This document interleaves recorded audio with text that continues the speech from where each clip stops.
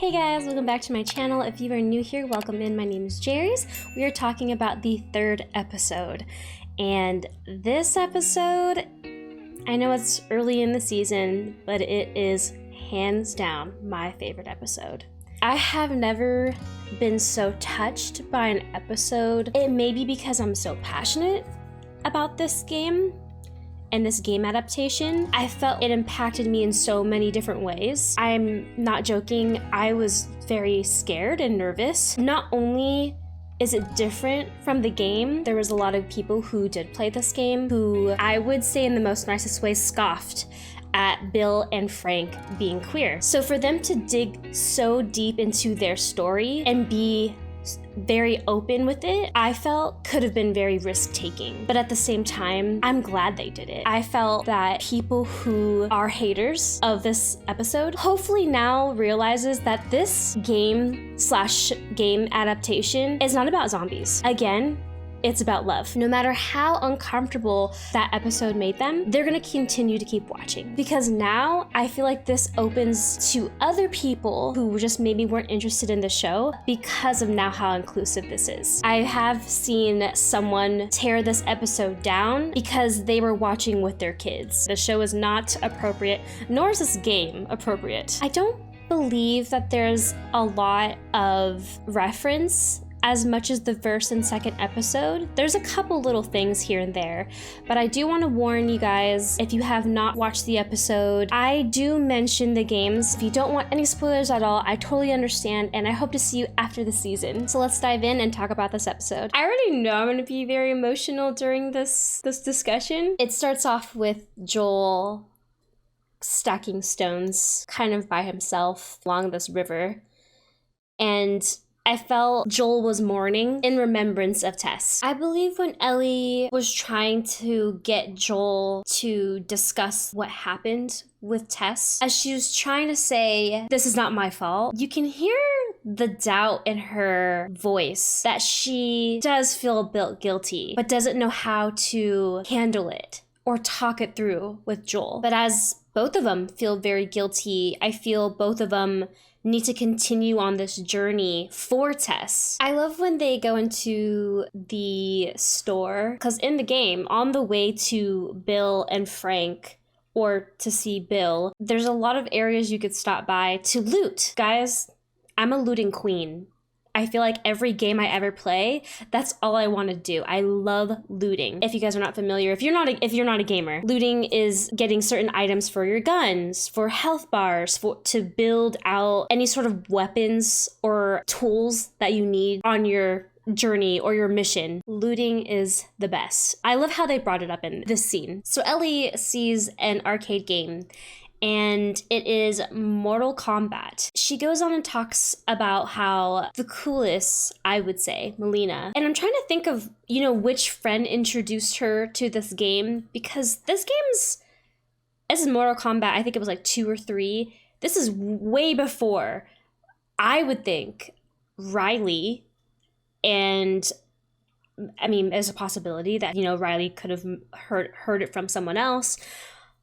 But it's interesting because in the games, the only person who Ellie knew who was very familiar with arcade games was Riley. I don't know if I may have missed this in the previous 2 episodes. Also, I'm a marketer. I market for mainly movies and TV. I see brands that are snuck into shows, and I saw so many brands in this show. We see Lifesavers, the sticker of Lifesavers behind Ellie when she's talking about the video game. You obviously see tampons, and the brand is Tampax, and they also talk about Arby's. Don't get me wrong, I love marketing. That's why I'm in the industry. But at the same time, it's obviously they bring it up because they are funding the show. They are being sponsored. It's just, does it make it corny when you guys see it? Does it make it corny when you guys see brands in shows like this? Or is it kind of like, whoa, that's so cool that they brought up real life brands that we see, so it makes it feel more real? I am very curious and interested what you guys think. Now, when Ellie goes into the basement of the store, one, she's fearless as fuck. I mean, we know a little bit about this in the second episode where she talks about how she went into the QZ mall when no one's allowed to go in, and Tess makes a comment about it. How can you not fully make sure everything inside is okay and safe before you think of a escape plan? I would make sure I survey the area, because if you're trying to make an escape plan and someone's behind you, I hope everyone felt as stressed as I did when Ellie was not really searching around before she made her escape route. That's smart, but at the same time, what the fuck? I was so scared when Ellie was cutting the forehead of this clicker.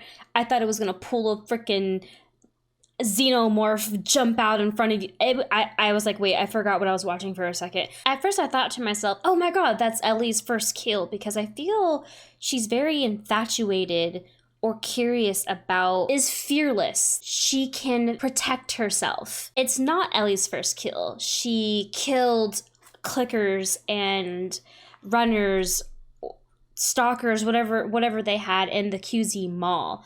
I think that was her first time she's ever killed and infected. I love this part when Ellie and Joel are talking how this all started, how it all happened. And he mentions, there's like a basic ingredient that cordyceps mutated in flour or sugar. And so he's explaining certain items that would have the mutated cordyceps in the flour and grain. And I thought it was interesting that he talked about pancake mix. To me, I felt that confirmed the first episode when Joel forgot to buy pancake mix for Sarah to make pancakes for his birthday. I just love how they brought it back to the week after the outbreak happened and kind of showed how they handled everything in the most fucked up way. This reminds me of what they did to Joel and Sarah in the very beginning.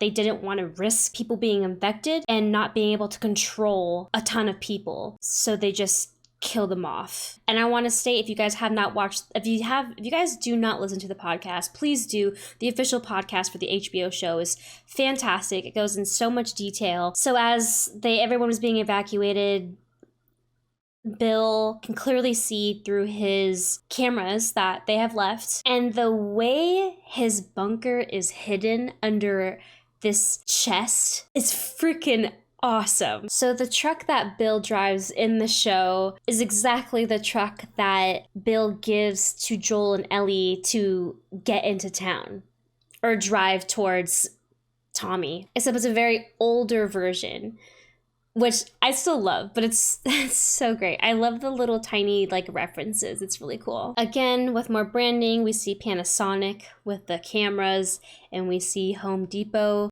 and that's marketing for you, baby. I love the fact that he's, preparing his own space where he can have while he, lives out this pandemic. I would just be so nervous at first with all the noise he's making. That would be me, but I guess it wasn't a huge outbreak until years later. I don't know if this is a reference or anything, but I also love that they show Bill turning on a generator, because throughout the game, you do have to turn on a lot of generators. And I thought that was kind of cool. I don't know about you guys, but after watching the first episode, it definitely makes me feel that I should learn how to do certain things by myself. I would try to survive as much as I possibly can. I think just knowing all this in general would be smart without certain resources. I will be honest, I wish that there were more of Bill's traps that we would see, but I do love that they did it in a subtle way where it makes sense with this episode. I mean, if you guys have never played the game and you guys decide to, the traps are pretty fucking cool and insane. I would say the tripwire bomb in the show, it shows a gun shooting, but in the game, if anything runs into this wire, it blows up. I think the blow up would be a little bit cooler, but budget.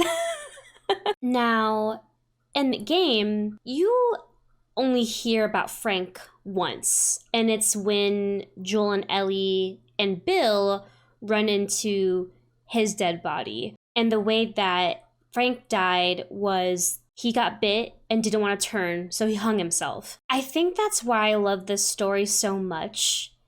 It's giving me more background story to these characters that we've met and I would say grown to love in the most best possible way. So the person who plays Frank, Murray Bartlett, he is White Lotus. I didn't notice this until the podcast. He plays someone totally different in that show. I love him so much in this show. Because again, I will bring up, they never explained much about Bill's partner. And it's just so fun to see the backstory behind this. I think it's really cute where Bill's preparing a meal and Frank goes up and kind of walks around seeing it felt like Bill came around the corner of the door, like super excited to show, this amazing meal that he's cooked for both of them. And it's so sweet, but also he's not quite sure. He hasn't been around for people for that long. So the social cues they're a little confusing, it seems. Frank is just so cute. I just want to hug him. Once he sees the amazing plate of food that Bill brings out, he's just in shock and in awe, like, oh, this is so nice. And he's, opening a bottle of wine, and it's so cute. It's so cute. And I feel also there's a little of Bill trying to impress him. I feel they can both understand or maybe sense the attractiveness or something between the two. It's interesting to see. Again, after watching this again. I'm already getting emotional up in this bitch. I'm just kidding. When Bill starts playing the piano, it's so pure and cute where he gets all excited over the piano and just wants to share just a moment with someone. Maybe this life isn't that bad. I felt like Frank knew this whole time that Bill was queer, but wanted Bill to know that Frank knows that he is, by asking, who's the girl? And he goes, there is no girl. And he puts, a affirming hand on the shoulder. I know. And it goes back to being seen and open, and, maybe he's kept this in for so long. And it's just this pure connection that I love so much. When 3 years later rolls by and you see Bill and Frank arguing outside, at first when he was asking for, some paint and some, gas for the lawnmower, that was when I felt, oh man, is this when he's gonna leave to get these resources by himself? Because it seems like he wants to do this by himself. And is that how he's gonna die? I don't know if that's intentional, but it feels like that. And I love that we get to see Tess in this episode, just a little bit of her. Because the first episode and the second episode, you see her with her black eye for, the whole time. So it's really nice to see her, without the black eye. I mean, I'm sure it's been so long since anyone had, or, Bill and Frank has seen anyone outside, and Bill is just being protective, but also I feel like he's always been very much that way. He built a bunker in looks like his family's home. He's probably never really had something formal like this, and this is the only way that he knows how to handle it. As they're making this deal Tess and Joel are smugglers, and some trips may be longer than most. So they're hoping to find a place that's safe for them to stay and rest. And as Joel is persuading uptight Bill, I think he's proving himself that he also is too a survivalist. And as much as they need some place to, stay and be when they're making these runs, Bill can need things as well. So I feel there's a little bit of almost showing as irritated as Bill seems, kind of showing, since I'm a survivalist, I can handle it myself, but knows in the back of his head that Joel is right. And he could definitely use, some stuff that Joel can offer as well. And I really love that Frank and Tess make up these codes for the radio to signal each other. It wasn't Joel who thought of that idea, it was Frank who thought of that idea. It's so funny where Frank shows Bill the little strawberry field that he made for him as a surprise. And it's just funny where he goes, traded in one of your guns for a pack of seeds, no big deal, it's fine. And of course Bill's like, what? Which gun? God, do I love this scene. It's a sunset, and it's so light and beautiful, and it kind of shows like not everything in that world is just death and just living day by day, just waiting to die. There's certain things in life that are small, like this strawberry field, and how much joy it brings. Makes me feel like the saying, stop and smell the roses. Enjoy little things in life. You just never know. And the pure love giggle that Bill does is just so fucking cute and pure. And I keep saying the word pure, but it's just so good and so cute and brings so much joy and happiness to the situation that they're in this, crazy fucked up world. And I didn't really notice this part when Bill goes and says, I'm sorry that I'm older than you. When you see the situation that happens to Frank, you would think because Bill is older, it would happen to him first. Again, it just shows you just never know how short life can be.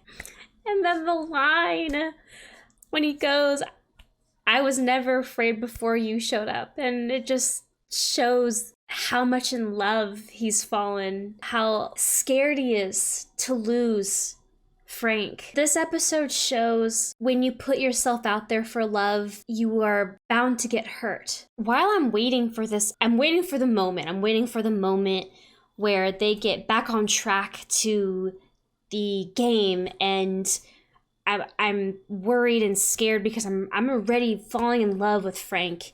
And I'm worried, like, oh God, like, is this when he's gonna die? Is this when he's gonna die? Was this? And it's just, when the Raiders came, I was freaking the frick out. But it was also kind of cool because it does show you a little bit more of Bill's amazing traps. They don't have, obviously, this trap that we see, but it's fucking sick as shit. Also, it is a little bit weird, but when Bill is shooting these raiders, why the flying flock of seagulls is he not behind anything?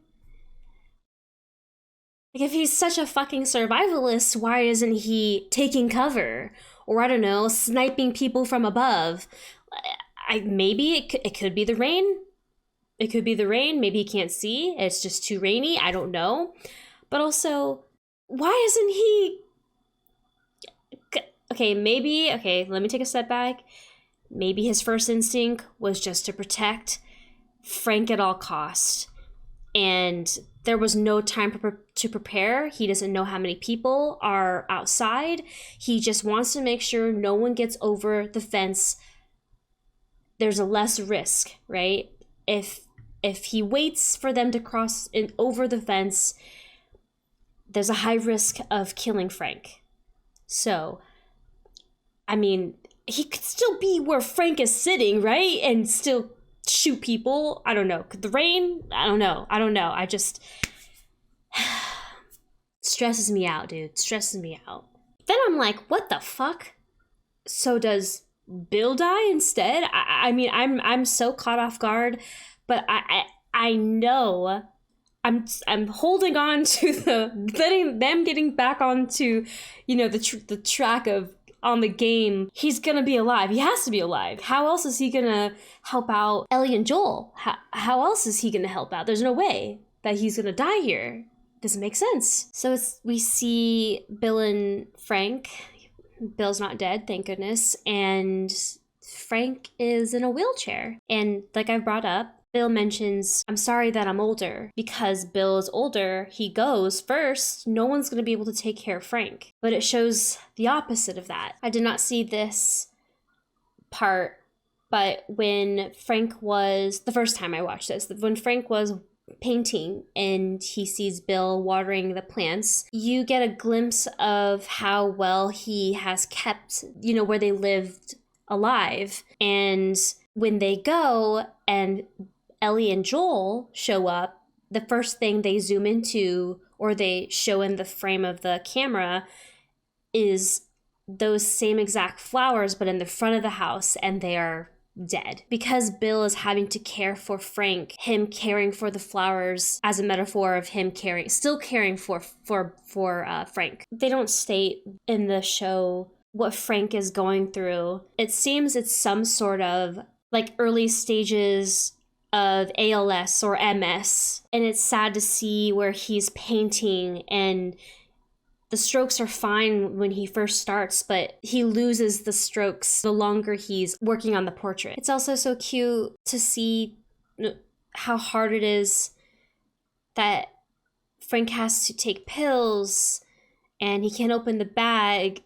Bill's still trying to be funny and not be so sad. When Frank was painting, that's when he feels that he's ready. And I think he made that decision when he went to sleep that night, that the next day was going to be his last day. And it's so fucking sad when he said, "This is my last day." I feel Frank is at peace and Bill is just in fucking shambles on this couch. And he's just trying to figure out if Frank can change his mind.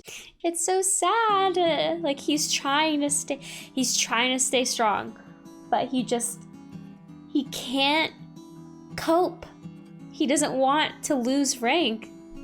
It's the reason why he continued to live, because he had a purpose, and his purpose is Frank. And I fucking lost it when he says we'll get married, and it's so cute. And it fucking killed me when he said, "And I'll fall asleep in your arms." And I just noticed this. Oh, great, I'm crying. That when they propose to each other or wear the rings, they're sitting by the piano where they first kissed. So cute. Bitch, I'm not gonna be able to keep it together for the last fucking part. I'm gonna try really hard, but when Bill comes out with the food, it's the oh God. It's the food that he makes for him when they first meet. He even adjusts the plate. I can't even stare at the camera. He even adjusts the plate how he. But the sweetest part is the very beginning. When they met, they were apart from each other on the table, and they're sitting right next to each other. This episode got me fucked up.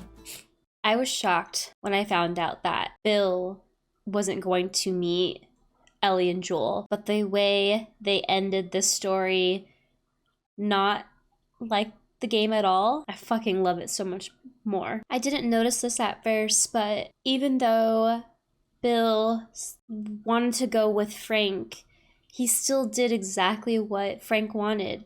He wanted to have Bill take him to bed and have him fall asleep in his arms. Not only did he put pills in the bottle, he gave Frank way more than that by putting the bag also in the bottle. So in a sense, that Frank still will go first, and then Bill. Bitch. I fucking can't. Now, originally, they were planning to take it back on the track of the game, but it just didn't have that same impact. So that's why they went with a different fate for Bill. I personally think Joel knew they have passed when he saw the flowers dead in front of their house. And Ellie mentions, what if they're gone? And I think Ellie mentioned that, meaning they might have left, but Joel, I think he felt she said it like, what if they died? okay, I fixed myself up. I don't look as bad anymore. But when Ellie was reading Bill's letter, I love that he was explaining how it had to have been Joel who finds them because all the traps, they would have been either fried or blown up. And he goes and tries to laugh, and Ellie, the way she says it is but then it reminds me of his little giddy laugh when he, ate those strawberries. So funny. I fucking knew it. I fucking knew the letter was gonna say use the weapons to keep Tess safe. And this part obviously breaks Joel. He not only failed to keep Tess safe, but he also failed to keep his daughter Sarah alive. It's just a fucked up reminder. Does he feel that now he has this job to protect Ellie and get her where she needs to be safely without failing? Yeah, it definitely puts him in that perspective, in that mindset now. It's funny in the game when he, says to Joel and Ellie, like, yeah, I have this truck, but it doesn't have a battery. And it's just funny that it shows that in the show, just for like a split second. But of course, Joel easily finds the battery or the items to be able to get the battery started. So when he's talking about the rules that Ellie has to follow, this is following the dialogue of the game. This fucking show, dude, it's so fucking good. And when they go into the bunker, there's a song that's replaying in the radio, and it's the Chains of Love song, and that song is a late 80s song, which means trouble. So I'm thinking maybe when this was happening beforehand, they were trying to get a hold of Joel and Tess, but they've left that area before that. And let's fucking go.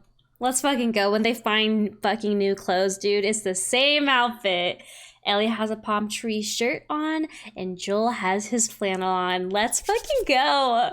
And I didn't catch this, but the handgun that Ellie finds is Frank's handgun. And it's so cute. I have to mention that when they're in the car or the truck already, Joel goes seatbelt. And of course she doesn't know what a seatbelt is. It's way before, no one's driving around in the QZ. And this is very much like a father-daughter interaction in a way, and a very much I'm going to protect you. And the first things first is to be safe. Make sure you have your seatbelt on. Safety first. And it's really cute that Ellie mentions the spaceship in the second game. I won't say a crazy spoiler, that she's always wanted to be an astronaut. And it's so cute because the tape that was in the truck that Ellie puts on is the song that Bill and Frank played on the piano. And when Frank was looking through the music sheets trying to figure out, this is not like you at all, but this is. And it's cute because Frank was listening to that in his truck. And last but not least, I loved the end of this fucking episode where they show the infamous window scene.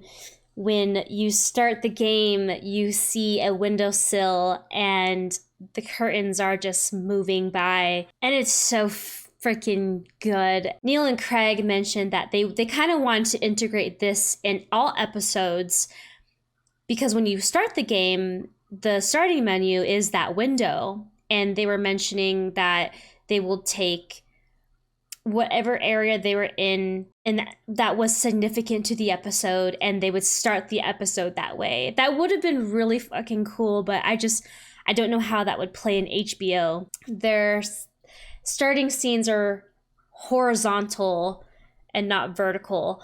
So, but that would have been such a freaking cool thing to reference. But this one's perfect because this one matches the scene.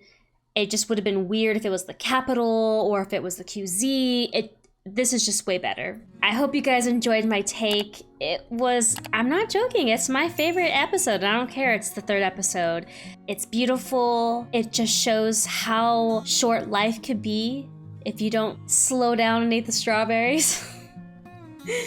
I know that was corny, but when you find that purpose in your life, it helps you to keep going and living day by day, even if it's like a short purpose and you find a new purpose and it just keeps going, just makes you keep going. And it's showing in this episode, you know, no matter what, you just don't give up and keep trying if you can. I can't wait till the next episode. I'm excited.